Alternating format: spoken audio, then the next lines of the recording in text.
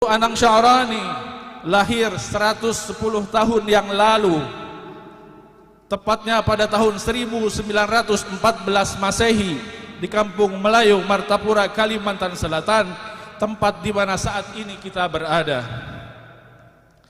Perjalanan hidup beliau sejak kecil hingga menjadi ulama yang disegani dan diakui keilmuannya oleh dunia Islam hingga saat ini tak lepas dari peran besar ayah beliau, yaitu Muhammad Arif, dalam membesarkan putranya. Muhammad Arif adalah seorang pedagang, namun beliau dipenuhi rasa cinta dan pada ilmu dan ulama.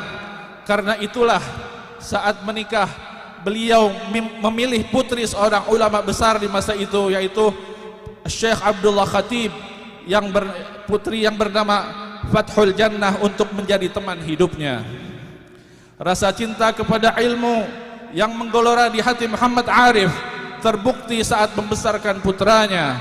Beliau sama sekali tidak mengharap putranya menjadi pengusaha sukses, tidak pernah mendidiknya untuk menjadi pandai berdagang dan semisalnya, akan tetapi justru berharap agar putranya menjadi ulama besar. Di masa kecil, Guru Anang Sya'rani diserahkan oleh sang ayah untuk dididik langsung oleh sang kakek yang merupakan guru besar Kalimantan yang diakui keluasan ilmunya. Walau tidak berlangsung lama, Guru Anang Sya'rani sempat diasuh langsung oleh kakek hingga sang kakek wafat saat Guru Anang Sya'rani kurang lebih berusia 6 atau 7 tahun. Setelah wafatnya sang kakek, semangat ayah beliau untuk menjadikan anaknya sebagai ulama tak surut, bahkan semakin membara. Sang ayah ingin anaknya kelak memiliki keluasan ilmu seperti Syekh Abdullah Khatib. Oleh karena itu, sang ayah Muhammad Arif menyerahkan pendidikan anaknya kepada sepupu istrinya, yaitu Syekh Muhammad Kashful Anwar bin Haji Ismail, yang dewasa itu merupakan tokoh ulama yang disegani dan sekaligus murid utama Syekh Abdullah Khatib. Selama sang anak belajar, sang ayah membaktikan dirinya mencari nafkah yang halal untuk membiayai pendidikan anaknya. Tak jarang Muhammad Arif melakukan perjalanan dagang keluar kota guna mendapatkan penghasilan yang cukup untuk keberlangsungan pendidikan putranya tersebut. Kesungguhan sang ayah ini dirasakan pula oleh Guru Kashful Anwar. Beliau pun tak ingin mengecewakan saudaranya itu. Guru Kashful Anwar pun sepenuh hati menganggap putra sepupunya itu seperti putranya sendiri. Beliau pun mendidiknya dengan disiplin yang tinggi dan pembagian waktu yang sangat ketat. Tak ada satu waktu pun yang terlewatkan tanpa belajar dan belajar selama kurang lebih 8 tahun sejak wafatnya sang kakek Syekh Abdullah Khatib. Guru Anang Sya'rani dididik langsung oleh Guru Kashful Anwar. Saat usia beliau menginjak dewasa, yaitu kurang lebih 15 atau 16 tahun, sang guru merasa telah memberikan seluruh ilmunya kepada muridnya tersebut dan berkehendak membawanya belajar lebih banyak lagi dari ulama-ulama besar di masa itu. Oleh karena itulah Guru Kashful Anwar meminta izin kepada Muhammad Arif untuk membawa putranya tersebut belajar di kota Makkah Al-Mukarramah. Hal ini karena Guru Kashful Anwar melihat Guru Anang Sya'rani memiliki bakat untuk menjadi ulama besar, meneruskan beliau. Ajakan Guru Kashful Anwar ini pun disambut dengan sukacita oleh sang ayah Muhammad Arif. Beliau pun bekerja keras mengumpulkan harta guna membiayai anaknya melakukan perjalanan haji sekaligus tinggal di Mekah untuk menuntut ilmu di sana. Akhirnya dengan bekal seadanya dari sang ayah, Guru Anang Sya'rani ke Mekah diantarkan langsung oleh Guru Kashful Anwar dan keluarga besarnya. Tepatnya pada tahun 1930 Masehi, saat berusia 15 atau 16 tahun, beliau memulai perjalanan besarnya menuntut ilmu ke tanah haram.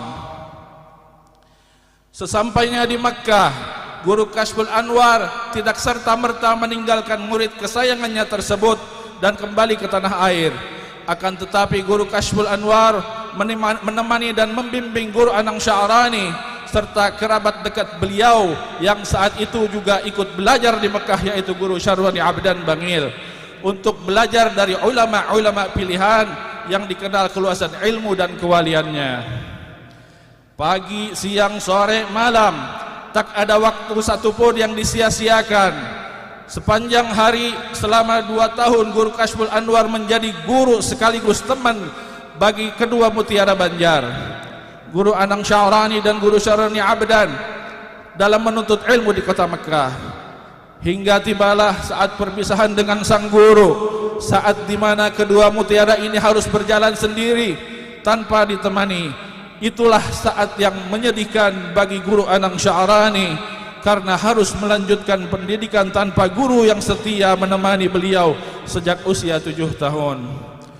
Tak terasa selama 10 tahun beliau tidak pernah berpisah dari gurunya. Tentunya perpisahan ini berat untuk dilakukan, akan tetapi tak bisa dihindari. Guru Kashful Anwar harus kembali ke tanah air, ke Martapura, guna melanjutkan perjuangan beliau membesarkan Darussalam, dan yang merupakan pesantren tertua di Kalimantan Selatan sekaligus pusat keilmuan utama dan penuh keberkahan, dan berhasil mencetak ulama-ulama besar yang mencapai derajat kewalian. Sepeninggal gurunya, Guru Anang Sya'rani melanjutkan pendidikan di kota Mekah dan belajar dari banyak ulama tersohor di masa itu. Kesungguhan beliau pun membuahkan hasil, sehingga beliau dipercaya untuk mengajar di Masjidil Haram dan dihadiri oleh ulama-ulama besar di masa itu. Selama di Makkah, Guru Anang Sya'rani mempelajari berbagai disiplin ilmu, namun ilmu yang paling menonjol beliau kuasai adalah ilmu hadis, sehingga beliau pun mendapat julukan sebagai muhaddis muda dari Indonesia. Adapun di antara masyayikh serta guru-guru beliau adalah Syekh Abdullah Khatib, Syekh Muhammad Kashful Anwar, Syekh Abdul Qadir Hasan, Syekh Ali Al-Banjari, Syekh Ali Al-Maliki, Syekh Sa'id Al-Yamani, Syekh Umar Hamdan, Syekh Sayyid Abbas Al-Maliki, Syekh Sayyid Muhammad Amin Al-Kutbi, Syekh Ahyad Al-Bughuri, Syekh Muhammad Al-Arabi, Syekh Sulaiman Ad-Dajistani, Syekh Ubaidillah At-Turki, Syekh Hasan Al-Mashad, Syekh Abdul Baqi, Syekh Saifullah At-Turki, dan lain-lain. Pada tahun 1940, berita duka mengguncang hati sang guru, hati Guru Anang Sya'rani, Guru Kashful Anwar yang merupakan guru, ayah sekaligus sahabat bagi beliau berpulang ke rahmatullah. Berita duka ini menggerakkan hati beliau untuk kembali ke tanah air guna menziarahi almarhum gurunya di Martapura. Akhirnya setelah 10 tahun berguru di Makkah dan berhasil tampil sebagai guru yang mengajar di Masjidil Haram, pada tahun wafatnya Guru Kashful Anwar, yaitu 1940 Masehi, Guru Anang Sya'rani kembali ke tanah air. Sesampainya di tanah air, beliau segera kembali ke Martapura untuk menziarahi kekasih hatinya, sang guru utama yang menuntun perjalanan hidupnya, Guru Kashful Anwar, serta melepas rindu dengan keluarga besar yang menanti kedatangan beliau dengan sukacita. Saat itu usia beliau kurang lebih 26 tahun. Bisa kita bayangkan, seorang remaja belum menikah di usia 26 tahun telah mampu meraih kesuksesan besar dalam dunia Islam dengan berhasil mengajar di Masjidil Haram. Semua itu berkat cita-cita besar sang ayah dan perjuangan sang guru yang tak kenal lelah mendidik muridnya. Mutiara ini pun menjadi incaran banyak ayah yang ingin menjadikan beliau sebagai menantunya. Ipar beliau Haji Abdul Samad pun segera menjodohkan beliau dengan anak angkat pamannya Haji Abdurrahman Jamal yang sekaligus pengusaha sukses di masa itu. Akhirnya Guru Anang Sya'rani menikah dengan Siti Khadijah, putri angkat dari Haji Abdurrahman Jamal, pada usia kurang lebih 26 tahun. Beberapa tahun beliau tinggal di Martapura membina rumah tangga, akan tetapi panggilan hati untuk menimba ilmu lebih dalam lagi tak bisa dihindari. rasa haus akan ilmu tak bisa dielakkan. Kendati saat itu beliau baru saja mendapatkan karunia seorang putra pertama, yaitu yang bernama Haji Muhammad Sibawaih. Beliau pun segera kembali ke tanah suci. Akhirnya pada tahun 1947, pada saat berusia 33 tahun, beliau kembali ke Mekah membawa istri dan anak pertamanya untuk kembali menimba ilmu di tanah suci. Sejak tahun 1947 hingga tahun 1953, beliau tekun belajar dan mengajar di Makkah, bergaul dengan sejumlah ulama di masa itu. Kemudian pada tahun 1953 beliau kembali ke Indonesia dan menetap di Jakarta di kediaman ayah angkat istri beliau, Haji Abdurrahman Jamal, selama kurang lebih 6 tahun. Di sana beliau tak pernah lelah untuk menyebarluaskan ilmu. Setiap hari, pagi, siang, sore, malam, rumah beliau ramai dengan penuntut ilmu dan dikunjungi oleh ulama-ulama Nusantara dewasa itu. Setelah 6 tahun di ibu kota, Martapura kembali memanggil beliau saat Darussalam membutuhkan nahkoda. Guru beliau Syekh Abdul Qadir Hasan yang telah memimpin Darussalam selama 19 tahun meminta beliau untuk melanjutkan tongkat kepemimpinan Darussalam. Maka pada tahun 1959 atau tepatnya saat beliau berusia 45 tahun, Guru Anang Sya'rani kembali ke Martapura dan menghabiskan usianya untuk mencetak ulama yang tak sekedar berilmu akan tetapi mampu mencapai derajat kewalian. Selama 10 tahun tanpa kenal lelah, beliau mendidik umat dan membimbing masyarakat dengan cara-cara yang santun dan penuh rasa cinta. Sebagai seorang murid, Guru Anang Sya'rani tak pernah melupakan gurunya, yaitu Guru Kashful Anwar. Sebagaimana diceritakan, beliau biasa menghabiskan waktu luangnya sehari-hari untuk membaca dan mengkaji kitab seorang diri di area pemakaman gurunya, yaitu Guru Kashful Anwar. Sebagaimana diceritakan oleh Abah Guru Sekumpul, bahwa suatu ketika Abah Guru Sekumpul hendak membaca kitab pada Guru Anang Sya'rani. Setelah mengambil kitab di rumah sang guru, Abah Guru Sekumpul pun mencari sang guru keliling kampung Melayu, mulai ba'da asar hingga maghrib. Berjalan kaki keliling kampung dari satu lokasi ke lokasi yang lain dengan semangat besar untuk belajar. Abah Guru pun baru menemukan Guru Anang atas petunjuk tukang kayuh sampan. Tukang kayuh sampan memberitahu beliau bahwa Guru Anang Sya'rani sedang berada di pemakaman Guru Kashful Anwar. Abah Guru Sekumpul pun segera mendatangi Guru Anang Sya'rani dan beliau menyaksikan Guru Anang sedang larut mengkaji beberapa kitab di area pemakaman Guru Kashful Anwar. Demikianlah kedekatan guru dan murid yang tak sirna walau telah terpisah dan berbeda alam. Inilah cinta yang patut kita teladani. Guru Anang Sya'rani dengan keluasan ilmunya dikenal sebagai figur yang low profile, tak suka menonjolkan diri dan lebih menyukai ketidaktenaran dan fokus pada pengabdian. Guru Anang Sya'rani dikenal sangat mencintai murid-muridnya. Berdasarkan berbagai kisah yang disampaikan oleh keluarga maupun masyarakat, Guru Anang hampir selalu menjamu murid-muridnya selepas menyelesaikan ujian dan mengkhatamkan kitab. Beliau memasakkan mereka masakan yang lezat dengan kedua tangan beliau sendiri. Bahkan murid-murid beliau merasa bahwa Guru Anang Sya'rani lah yang melayani mereka jauh dari pelayanan mereka kepada sang guru. Guru Anang Sya'rani juga sangat mencintai ketujuh anaknya dan keluarganya. Setiap sore beliau tidak akan masuk ke dalam rumah sebelum memastikan semua anak yang sudah berada di rumah. Dengan setia dan penuh cinta, beliau menunggu putranya ditumpahkan. Tumpakan adalah tempat sampan dilabuhkan. Beliau tidak akan masuk ke dalam rumah sebelum putranya sampai ke rumah. Guru Anang Sya'rani dikenal sangat ramah dan suka menjamu tamu, melayani langsung, melayani langsung mereka dan memasakkan mereka sendiri tanpa mewakilkan kepada orang lain. Setiap tamu yang datang tak pernah pulang dengan rasa kecewa, hati mereka senang dan perut mereka kenyang.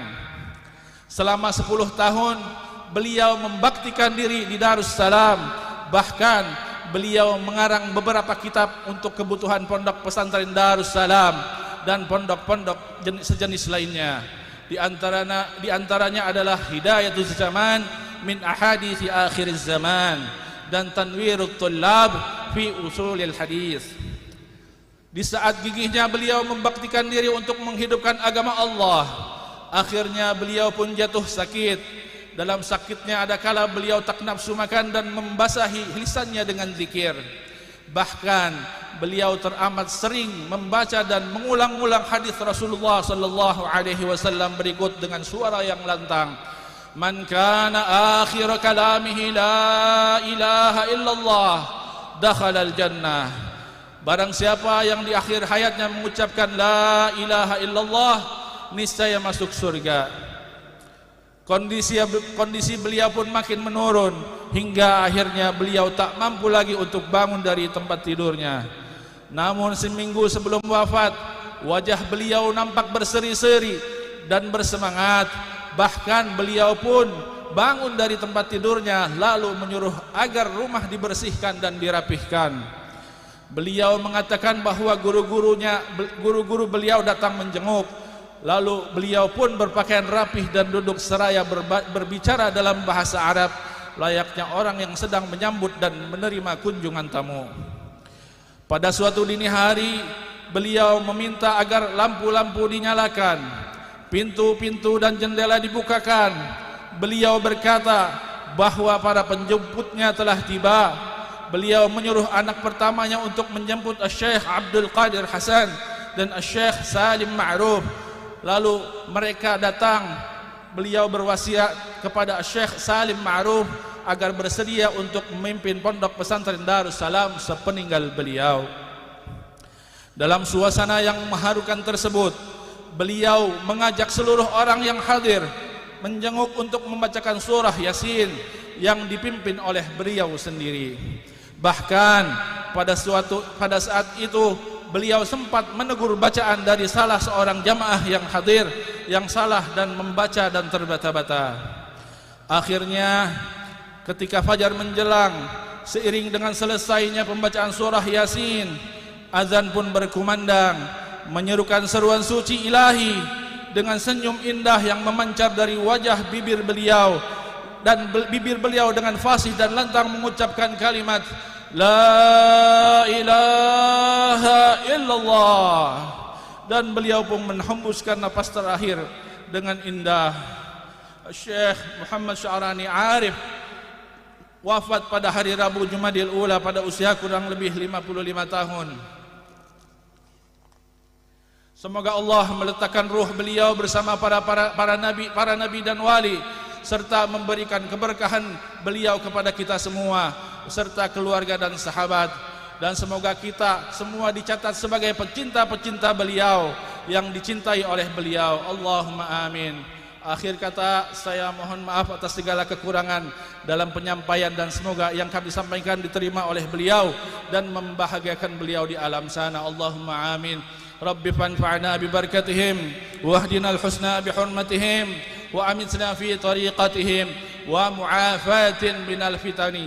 Hada minni wal afu minkum. Wassalamu alaikum warahmatullahi ta'ala wabarakatuh.